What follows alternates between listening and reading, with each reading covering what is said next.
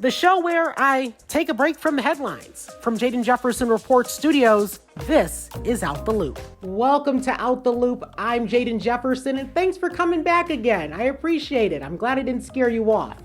One thing I have to talk about today, I felt compelled to. A lot of you may or may not know this about me. I'm just a tad bit ADHD, and when I say a tad bit, I mean I'm all the way ADHD. I'm the type of ADHD that you see depicted in the movies, that you see comedians talk about.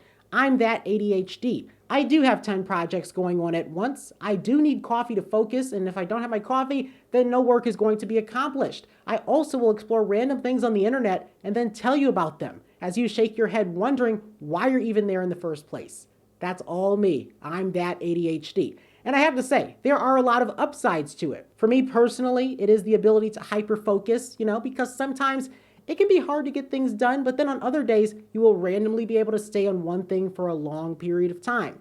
That's pretty nice. Another upside to it is the fact that you really don't have to answer the phone, because once people know they have an ADHD friend, they really do understand that we're busy. And even when you're not busy and you don't answer the phone, they'll just assume it's the ADHD, when in reality, you just didn't want to be a part of it, and that's wonderful. And then, of course, there are some downsides to ADHD. One of them is kind of this thing where you feel like you need to go to bed to get up in the morning because you have things to do, but at the same time, there's so much to find out about the world, and so you want to Google things all night when you have things to do for other people in the morning, and that is hard on some of us ADHDers. And I say some because I know we're all a bit different, but we do have our common threads. And then there is the other downside to ADHD that you maybe don't hear talked about all the time, but it is the fact that sometimes it is hard for us to regulate if we're hungry or not, because I can go all day working on an empty stomach and be fine.